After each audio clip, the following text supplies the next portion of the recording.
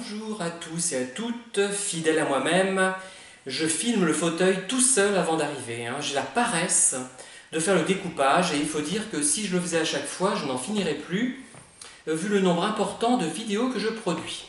Bon, la prochaine fois, je vous proposerai un ours en peluche avec une perruque blonde pour vous faire patienter un petit peu. Alors, je fais cette vidéo avant de me lancer dans un programme gigantesque, monumental, de vidéos dignes de la MGM. Et c'est sans doute pour cette raison que je vais vous parler d'un film qui ne devait pas être de la MGM d'ailleurs, avec Marilyn Monroe, Jack Lemmon et Tony Curtis et aussi Joe Hebron. Vous savez, Joe Hebron, c'est le capitaine dans le fameux Showboat de George Sidney, que tout le monde connaît et a vu 20 000 fois, sur une musique de Jérôme Kern, avec Catherine Grayson, soprano léger, Howard Keel, baryton basse-taille, et malheureusement Ava Gardner qui remplace Judy Garland, et on a dû la doubler vocalement. Déjà, je la trouve moins séduisante que la femme de Minelli, je la trouve moins sexy. Il y en a qui m'avait dit ne dis surtout pas ça, on va voir que tu es homo. Tiens, ça me rappelle ça, cette réplique. Quelqu'un m'avait lancé une connerie pareille, comme si j'avais peur qu'on voit que je suis homo. Enfin bref. D'ailleurs, à ce propos, en général, on ne me prenait pas pour un homo, mais pour un curé. C'est ça le pire. Enfin bref, c'est un aparté. Revenons au film de Billy Wilder, Certains l'aiment chaud, avec donc Marilyn Monroe, Tony Curtis, Jack Lemmon, Joe Hebron, notamment dans les principaux rôles. Je voulais faire allusion à ce film parce qu'il y a quelque chose qui m'amuse beaucoup dans ce film de 1959, si je ne m'abuse. C'est la scène finale, enfin notamment la scène finale.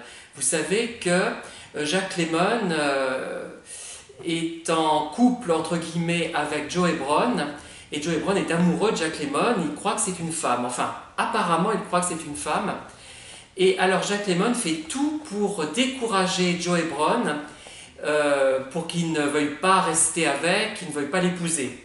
Il lui dit que c'est une fausse blonde, il lui dit qu'il est stérile, il lui donne plein d'arguments. À chaque fois, Joe Hebron dit ce n'est pas grave, c'est pas grave, c'est pas grave. Quand on aime, effectivement, rien n'est grave et tout a une solution.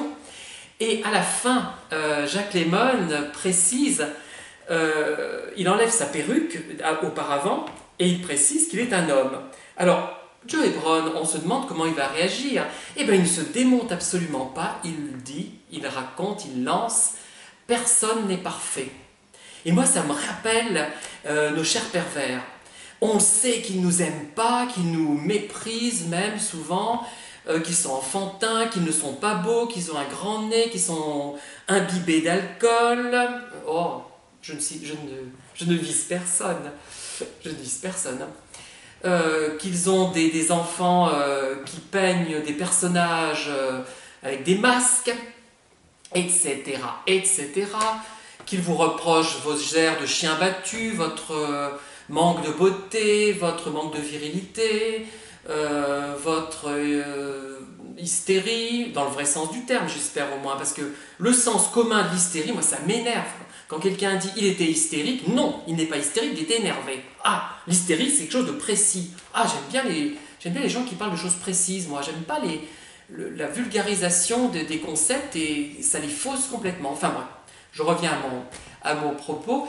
Donc ce film m'amuse beaucoup puisque c'est un peu ça par rapport à nos pervers. On sait tout ça, mais on le sait très vite. Enfin moi, pour beaucoup, je savais même souvent les choses avant même de les rencontrer littéralement. Je savais depuis le début, mais je me disais, comme Joe Hebron dans ce film, ce classique hollywoodien, personne n'est parfait.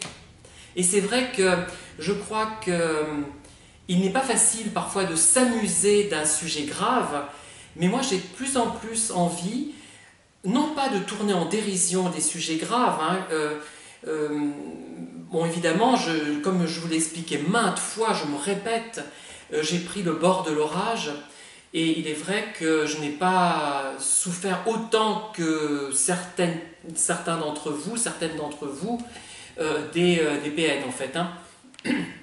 Mais malgré tout, J'en suis à un point où je crois que rire des choses fait du bien, et moi je ne peux pas m'en empêcher de toute façon. De toute façon, j'ai deux versants, un versant extrêmement comique et un versant tragique. J'ai les deux aspects qui coexistent, qui se superposent, qui se juxtaposent, qui se suivent, sans se ressembler d'ailleurs. Tiens, c'est facile, c'est un effet facile, ça c'est un mauvais auteur, enfin bref. Et moi je refuse de... Je ne peux pas m'empêcher, pratiquement, dans beaucoup de situations, je ne parle pas de situations tragiques, dramatiques, hein, de trouver des aspects comiques à ce que je vis. J'ai de plus en plus cette attitude, et, et ça m'amuse de croiser certains manipulateurs que personne n'identifie à part moi, évidemment. Ils passent toujours pour de petits saints, puisqu'ils ont intérêt à passer pour de petits saints, puisqu'ils sont sensibles aussi à l'image qu'ils donnent d'eux-mêmes, et ils s'en prennent à des gens qui ne vont pas forcément être crus quand ils vont s'en plaindre, et voilà. Mais c'est amusant quand même, hein, de voir aussi qu'ils vous obéissent, qu'ils regardent vos vidéos, certains, puisqu'ils changent en fonction de ce que vous racontez parfois dans vos vidéos, et je ne pense pas que ce soit toujours un hasard. Voilà, donc cette réplique de Joe Hebron dans Certains Lame Show, je pense que vous avez vu ce film, je trouve qu'elle est vraiment amusante. Voilà. Et je voudrais clore en fait cette première partie de toutes mes vidéos, et j'aborderai une autre série de vidéos qui sera peut-être conçue différemment, et vous le saurez donc dans quelques temps, puisque je n'ai pas l'intention de laisser tomber ces vidéos, je vais les aborder différemment. Voilà, je vous remercie en tout cas, et je vous dis à très bientôt. Au revoir.